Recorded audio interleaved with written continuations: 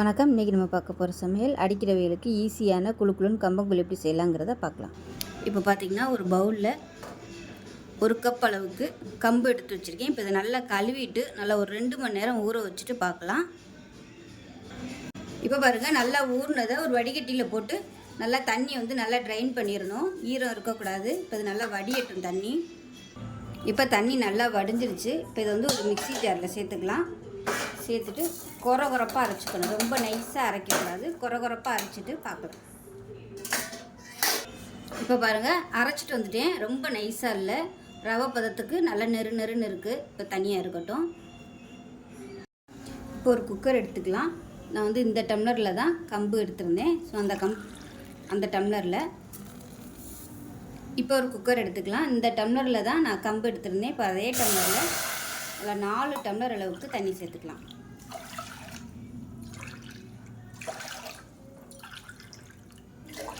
தண்ணி சூடாகட்டும். இப்போ இதில் உப்பு சேர்த்துக்கலாம். இப்போ பாருங்கள், தண்ணி நல்லா கொதிக்க ஆரம்பிச்சிருச்சு. இப்போ நம்ம அரைச்சி வச்சுருக்க அந்த கம்பு மாவை கொஞ்சம் கொஞ்சமாக சேர்த்துக்கலாம். சேர்த்துட்டு கைவிடாமல் கிளறணும். இந்த கட்டியெல்லாம் நல்லா கரைச்சி விட்டுட்டு ஒரு 2 நிமிஷத்துக்கு நல்லா அப்படியே கிளறி விட்டுக்கலாம். அடுப்பு கொஞ்சம் நல்லா குறைச்சி வச்சுக்கோங்க, டக்குன்னு கெட்டி ஆயிரும். இப்போ பாருங்கள், சட்டுன்னு கெட்டி ஆயிடுச்சு. இப்போ கரண்டியை வச்சு நல்லா அப்படியே கட்டி எல்லாத்தையுமே உடச்சி விட்டுக்கலாம். அடுப்பு நல்லா குறைச்சி வச்சுக்கோங்க, இல்லைன்னா டக்குன்னு அடி பிடிக்கும். இப்போ பாருங்கள், இந்த அளவுக்கு நல்லா கெட்டியாக வச்சுக்கணும். வச்சுட்டு இப்போ நம்ம குக்கரை மூடி வச்சிடலாம். மூடி வச்சுட்டு நல்லா ஒரு 2 விசில் விட்டிங்கன்னா சூப்பரான கம்பங்கூழ் ரெடி ஆயிரும். இப்போ நான் அடுப்பு குறைச்சி தான் வச்சுருக்கேன். இப்போ குக்கரை மூடி வச்சிடலாம். மூடி வச்சுட்டு நல்லா ஒரு 2 விசில், கொஞ்சம் அடுப்பு மீடியத்தில் வச்சுக்கோங்க. ரொம்ப குறைச்சும் இல்லாமல் ரொம்ப ஹைலையும் இல்லாமல் மீடியத்தில் இருக்கட்டும். இப்போ விசில் வந்ததுக்கப்புறம் பார்க்கலாம். இறங்கிருச்சு ஸ்டீம்லாம் எப்படி இருக்குன்னு பார்க்கலாம். இப்போ இந்த மாதிரி தான் இருக்கும். இது இப்போ ஆறட்டும். ஆறுனதுக்கப்புறம் நல்லா கெட்டியாயிடும். பார்க்கலாம் ஆறுனதுக்கப்புறம். இப்போ தான் இந்த மாதிரி ஒரு தட்டு போட்டு மூடி வச்சிடலாம். மூடி வச்சுட்டு காலையில் பார்க்கலாம். இப்போ எப்படி இருக்குன்னு பார்க்கலாம்.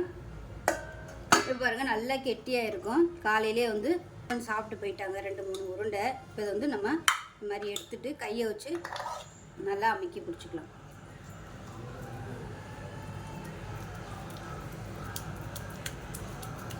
இந்த மாதிரி எல்லாத்தையும் உருட்டி நம்ம தண்ணிக்குள்ளே போட்டுக்கலாம்.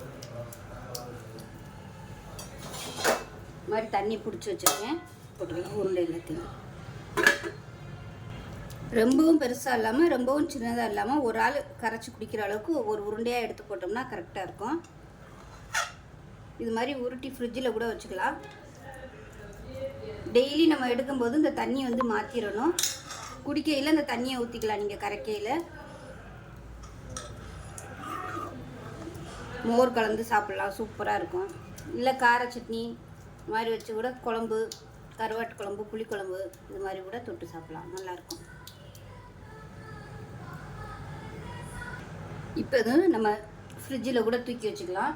இது இருக்கட்டும். இப்போ பாருங்கள், ஒரு ஆள் குடிக்கத்தக்கன பாத்திரத்தில் போட்டு வச்சுருக்கேன்.